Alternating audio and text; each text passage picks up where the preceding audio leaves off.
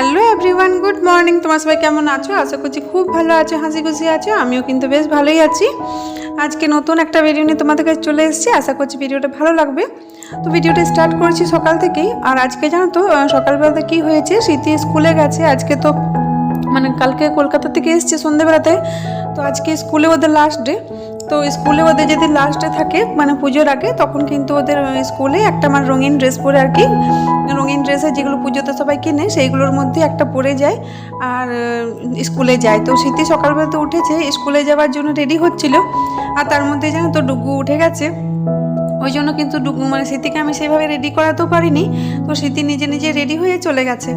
আর ডুগু তাড়াতাড়ি ঘুম থেকে উঠে গেছে। তো ওকে কিন্তু উপরে আবার ছোটো রুমটাতে আমি ঘুম পাড়িয়ে রেখে দিয়েছি, উপরে যে ঘরে বিছানা রয়েছে সেই ঘরে। তো দেখো আমার চাটা খাওয়া হয়ে গেছে। আর এই যে ঝুড়ি ভাজার মতো নিয়ে এসে স্মৃতি কলকাতা থেকে, এগুলো কিন্তু খেতে বেশ ভালো লাগছে, শক্ত শক্ত আর নোনতা টাইপের। আমি ভেবেছিলাম মিষ্টি হচ্ছে, কিন্তু মিষ্টি নয়, তা নোনতা টাইপের। তো সেটাই একটা কৌটোর মধ্যে ঢেলে রেখে দিলাম। আর এই যে আমার কিছু কিছু জিনিস কৌটোতে শেষ হয়ে গেছে, সেগুলোই দেখিয়ে দিলাম তোমাদেরকে। আর তার মধ্যে দেখো এখানে আমি দুধটা গরম করে নিয়েছি। একদিকে আমি চাটা বসাই আর একদিকে দুধটা একদম কম আঁচে দিয়ে রেখে দিই। আর ও গেছিলো আসানসোলে। তো ফেরার সময়তে আর কি 2 প্যাকেট কেক নিয়ে এসছে। তো দেখো 2 প্যাকেট কেক এনেছিল। আর আমার যা স্মৃতিকে দিতে এসেছিলো, তখন আমি কেকটা দিতে ভুলে গেছি। তো ভাবলাম ঠিক আছে, আজকে আবার ওর বাবা গিয়ে দিয়ে আসবে। তো দেখো ডুগু যেহেতু ঘুম থেকে উঠে গেছে আর ওপরে ঘুমিয়েছে আবার, তো ওই জন্য কী করেছি, আমি কিন্তু নিচের ঘরেই চলে এসেছি কাজ করার জন্য। আজকে কিন্তু উপরে সেভাবে কাজ করিনি, শুধু চাটা খাওয়াই হয়েছে। আর রান্নাঘরে যেটুকু কাজ থাকে সেটুকুই করেছি আর কি। আর নিচে আমি চুলটা আঁচড়াতে চলে এসেছি। আর চুলে তো শ্যাম্পু করা আছে। তো কালকে চুলটা কাটিয়েছিলাম দুপুরবেলাতে গিয়ে, ডুগু ঘুমোচ্ছিল সেই সময়তে আমি গিয়েছিলাম। আর চুলটা কাটিয়েছি বলতে আমার তো সেইভাবে চুলের অবস্থা একেবারে খারাপ হয়ে গেছে। তো শুধু ইউ কাটিং কাটিয়েছি আর কি, আর কোনো ডিজাইন নয়। কেন এইটুকু চুলের মধ্যে আবার কী ডিজাইন করবো। তারপর যে চুলটা কাটলো সেও বলছে, বাবারে আমার চুলটা একেবারে নষ্ট হয়ে গেছে, কেমন ছিল কেমন হয়ে গেছে। তো সেটা তো আমি নিজে নিজে বুঝতে পারছি যে চুলটা কেমন ছিল কেমন হয়ে গেছে। তো দেখো চুলটা কাটিয়ে নিয়েছি। আর নিচের ঘরটাই আজকে ভাবছি আগে পরিষ্কার করে নেব, যেহেতু ডুগু উপরে ঘুমোচ্ছে। আর না হলে তো অন্যান্য দিন এই ঘরটা অনেকটা দেরিতে পরিষ্কার করি আর কি। তো এই বিছানার চাদরগুলো কিন্তু আজকে আর পাল্টাবো না, যেহেতু কালকেই চেঞ্জ করেছি, তোমরা দেখেছো। তো বালিশের কভারগুলো কাচা হয়েছে, সেগুলো কিন্তু আর পরানো হয়েছিল না। তো সেইগুলোই আস্তে আস্তে করে পরে নিচ্ছি। আর জানো তো এখন কিন্তু বালিশগুলো এক জায়গায় থাকছেই না, কখনো নিচে দুটো বালিশ, কখনো উপরে দুটো বালিশ, এইভাবে কখনো মায়ের রুমে নিয়ে চলে যাচ্ছে স্মৃতি, কখনো আবার টিভির রুমে নিয়ে চলে যাচ্ছে। তো সেইভাবে বালিশগুলো এক জায়গায় থাকছে না। তো যখন যেটা যেখানে পাচ্ছে সেখানে রেখে দিচ্ছে। আর আমি আর কত এখান ওখান করে দেখবো বলো। আর এখন তো ডুগু এইসব করতে শিখে গেছে স্মৃতিকে দেখে দেখে।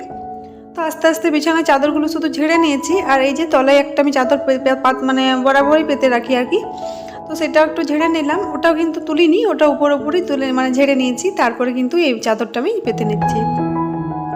আর জানো তো আমি বলেছিলাম যে আমার চোখের ডাক্তার দেখাবার আছে। তো চোখের ডাক্তারও দেখানো হয়ে গেছে। তো আবার চশমা দিয়েছে একটা। তো চশমাটা কিন্তু এখন বানানো হয়নি। আর চশমার যে ফ্রেমটা সেটা কিন্তু আমি আর কিনবো না, আমার আগেরই একটা পুরনো রয়েছে বাড়িতে, সেটাতেই ভাবছি পাওয়ারটা লাগিয়ে নেব। কেন সেইভাবে তো আমি এখন 2-3 বছর কোথাও বাড়ি হয়নি। তো অত সুন্দর স্টাইলিশ চশমা নিয়ে আমার কোনো লাভ নেই। আর বাড়িতেই তো পরে থাকবো, সেই জন্য ভাবছি যেটা আমার বাড়িতে একটা ফ্রেম রয়েছে সেটাই আমি লাগিয়ে নেব। তো এখনও কিন্তু চশমাটা বানাতে দেওয়া হয়নি, যেহেতু চশমাটা বাড়িতেই ছিল। তো যখন চশমাটা হয়ে যাবে তখন তো তোমাদেরকে দেখাবোই, আর আমি তো পরবই। তো খুবই মাথা যন্ত্রণাটা আর কি করছে, সেই জন্যই ভাবছি তাহলে তাড়াতাড়ি করে এইসব ঠিক করে নেওয়াটাই ভালো। কেন চোখ জিনিস তো, চোখে এইসব ফেলে রাখাটা উচিত নয়। আর দেখো শোকেসটা মুছে হয়ে গেছে, আর আলমারিটাও মুছে নিলাম। আর জানো তো আমার আলমারিটাতে খুবই অসুবিধা হয়, যে কোনো একটা ভালো ভাবছি কভার পরাবো বা কিছু, কেন একদম এমন জায়গাতে আটকে আছে আমার আলমারিটা যে কভার টভার কোনো পরানো বা খোলানো কোনোই সুবিধা হয়নি, সেই জন্যই। তো দেখো এখানে নিচে তো সবসময় স্মৃতি থাকে। তো ওই মিক্সশেপটার উপরে স্মৃতি কী কী আবর্জনা ভরে রাখে কোনো ঠিক নেই। আবার যদি ফেলে দিই সেটাও বলে কেন ফেলে দিয়েছো। এমন কেউ পাথর শুদ্ধ রাখে নিজের মিক্সশেপের বইয়ের খাতার সাথে। তো সেইগুলো একটু ঝেড়ে মুছে নিলাম। আর ওই শোকেসটার উপরে তো চুল আছড়াই, তখন রাবার ক্লিপ যা যা থাকে সব ও রাখে। তো সেগুলো একটু পরিষ্কার করে নিলাম। আর ও তো এখন পরিষ্কার করতে পারবে না, কেন সেরকম এখন বয়সটাও হয়নি। আমি জানো তো আগে যখন নিচে থাকতাম তখন এইগুলো কিন্তু প্রতিদিনই করে থাকতাম। আর এখন যখন উপরে থাকি তখন কিন্তু আর এইগুলো সেভাবে করার সময়ই পাই না। কেন একে তো উপরে অনেকগুলো ঘর পরিষ্কার করতে সময় লাগে, তার সাথে কি হয়েছে ছোট বাচ্চা না, ওকেও অনেকটা দেখতে হয়। তো এইসব করতে করতে খাবার বানানো, খাবার খাওয়ানো, এইসবের মধ্যে আর সময় পাওয়া যায় না। আর আমি তো ভাবছি এখন যেটুকু সময় পাচ্ছি আর কিছুদিন পর তো শীতকাল আরোই মানুষ সময় পাবো না। কিন্তু হ্যাঁ, ডুগু আস্তে আস্তে অনেকটা বড় হচ্ছে, কিন্তু জানো তো ওর জেদটা কিছুতেই কমছে না। যে কোনো কারণে এমন জেদ করছে, এমন কান্নাকাটি করছে, আমার মনে হচ্ছে কিয়েই না, মানে একটুতেই খুব কান্নাকাটি করে, খুব চিৎকার করে। তো ওইসব নিয়ে একটু বেশিরভাগ ও সন্ধ্যের দিকে এই জিদটা করে আর কি। তো ওর বাবা যদি থাকে তাহলে তো বেশ ভালোই সামলে নেয়, কিন্তু ও যদি না থাকে তাহলে আমার কিন্তু খুবই অসুবিধা হয়। তো আস্তে আস্তে নিচের ঘরটা টুকটুক করে সবই পরিষ্কার করে নিলাম, মানে উপর আর কি, সেভাবে ড্রয়ার ময়ার খুলে আমি পরিষ্কার করিনি। আর দেখো ওপর আমি ঘরগুলো ঝাড় দিচ্ছি। তো ডুগু আমি কত বিরক্ত করছে, এটা কিন্তু অনেকটা কেটে কেটে দেখিয়েছি, সেভাবে বুঝতে পারোনি।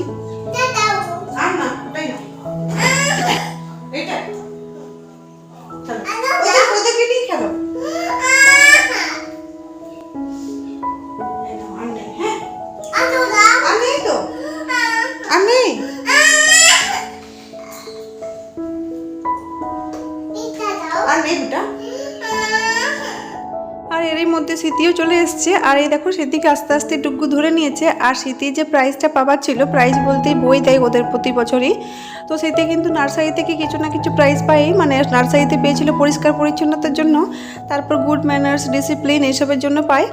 আর এই বইটা প্রতি বছর ওদের স্কুল থেকে দিয়ে থাকে।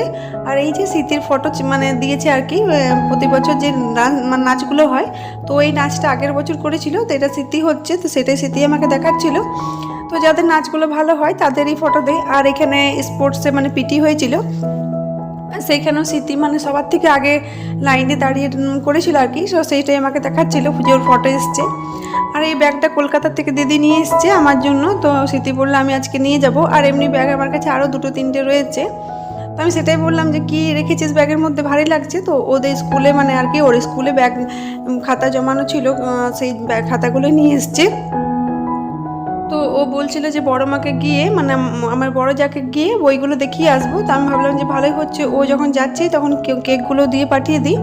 ওই যে কেক এনেছে, তো প্রীতিকে দিয়ে পাঠাবো 2টো, আর ওই যে মানে ওর ভাইকে সোমেনকেও 2টো কেক দিয়ে দেবো। তো সেটাই বললাম যে তাহলে তুই দাঁড়া, বইগুলোর সাথে কেকটাও একটু নিয়ে গিয়ে দিয়ে আয়, তাহলে একেবারেই হয়ে যাবে। তো সেটাই ওর হাতে দিয়ে দিলাম। আর ও জিজ্ঞেস করছিল যে দাদুভাইকে দেবো কিনা, তো আমি বললাম তুই ফার্স্টে আয়, তারপরে দিয়ে দিবি দাদুভাইকে, কেন ওকে একসাথে যদি অনেক কিছু কাজ বলা হয় তাহলে কিন্তু সেভাবে পারে না, সেটাই জিজ্ঞেস করছিল। তো তারপরে দিয়ে আসার পর কিন্তু ওকে আবার দাদুভাইকে দিতে পাঠিয়েছিলাম 2টো কেক। তো দেখো বিছানার চাদরটা আজকে উপরে বিছানার চাদরটা পাল্টে দিলাম, আর যেহেতু ডুগু ঘুমোচ্ছিল সেই জন্য কিন্তু এটা একটু দেরি করে করেছি। আর জানো তো এই যে বিছানার চাদরটা পরিষ্কার করেছি, আর তারপর সন্ধ্যেবেলাতে ডুগু কিন্তু হিসি করে দিয়েছে। ও কিন্তু অমনি আগে বলে না, তারপরে হিসিটা করে নেয়, তারপরেই বলে। 2 বছর পেরিয়ে গেছে কিন্তু হিসিটা এখনও বলে না। আর এখানে তো অনেকটা কাপড় ছিল, ওই জন্য কিন্তু আর বেডশিটটা কাচতে দিনে ঝুমাকে, মানে অনেকটা কাপড় হয়েছে, তো ভাবছি যে অনেকটা অসুবিধা হবে সেই জন্যই। আর ও যেহেতু অনেকগুলো বাড়িতে কাজ করে সেই জন্যই।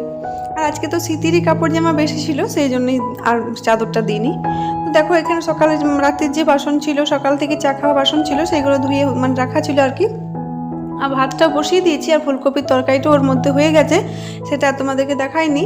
আর আজকে ভেন্ডি আলু ভাজা করব, তো দেখি এখন কি হয়। ডুগু জানো তো আমাকে এখন ছাড়তে চাই না, তো সেই জন্য ফুলকপির তরকারিটা হয়ে গেছে আর ভাতটাও হয়ে গেছে। তার মধ্যে ভাবলাম আগে স্নানটা করে নিই, কারণ স্নানটা করে নিলে জলখাবারটা কমসে কম খাওয়া হয়।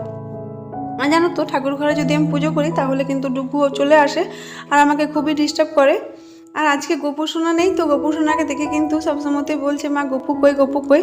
তা আমি যখন বললাম যে দিদি নিয়ে চলে গেছে, তখন কিন্তু বলছিল না আমার গপু চাই। তো দেখো এখানে পুজোটা করে নিচ্ছি, আর আমি কিন্তু তুলসী ইয়েতে গিয়ে জলটা দিয়ে এলাম।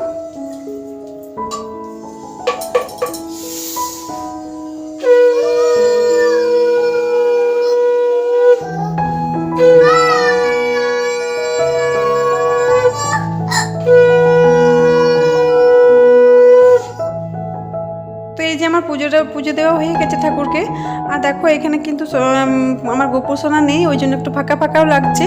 আর দেখলে তো কেমন আমি ডুগুকে নিয়ে পুজো করেছি। ও কিন্তু যদি জানতে পারে তাহলে কিন্তু ঠাকুরঘর থেকে আর নড়ে না। যেই পুজো করে, মা যখন পুজো করে তখন কিন্তু মায়ের কোলে বসেই থাকে। তো তার মধ্যে আমি জলখাবারটা খেয়ে নিচ্ছি, এই যে রুটি আর ফুলকপি আলু তরকারি আর ভেন্ডি আলু ভাজাটা বানাবো। তো ঝুমাও আজকে বলেছে খাবো আর কি, তো সেই জন্য ভাবছি কিছু একটু বানাতেই হবে। আর এখন বাজে প্রায় 11টা। তো তো অনেকটাই দেরি হয়ে গেছে। আর জানো তো আমাকে একটু বেলা হলেই কিন্তু টুকু আর ছাড়তে চায় না। তো এই যে ঝুমা কাপড় কেচে দিয়ে চলে গেছে, অনেকটাই কাপড় ছিল সেগুলো কিন্তু মেলা হয়ে গেছে। তো নিচে গিয়ে আবার রান্নাটা করতে হবে, অনেকটাই মানে দেরি আছে। আর এই যে দেখো কিছুগুলো লঙ্কা আমি তুলে নিয়েছি, কেন যেই লঙ্কাগুলো কেনা ছিল সেটা কিন্তু প্রায় শেষের মুখে আর ইয়ে হয়ে গেছে, শুকিয়েও যাচ্ছে সেই জন্যই। তো দেখো আমি এখানে ভেন্ডি আলুটাও কেটে নিয়েছি ভাজা করার জন্য, আর ভেন্ডিটাও ভেজে নিয়েছি, আর আলুটাও কিন্তু ভাজতে আমি চাপিয়ে দিয়েছি। আর এই যে জানো তো কী হয়েছে, এই অ্যালুমিনিয়ামের কড়াইয়ে কিন্তু আমি সেই জন্য কিছু ভাজাভুজি করি না, কেন অ্যালুমিনিয়ামের কড়াইয়ে ভাজতে গেলে না মানে কীরকম একটা কালো হয়ে যায়। তো টুকুকে আমি খাওয়া মানে শুরু করে দিয়েছি। তো আজকের মতো ভিডিওটা এখানেই শেষ করলাম, ভালো লাগলে লাইক করো। আজকের মতো টাটা। কি করছো তুমি? কি কি খাচ্ছ? টাকা এদিকে বলো, কি খাচ্ছ? কেমন লাগে তোমার ডিম? এদিকে ঘুরো, এদিকে ঘুরো।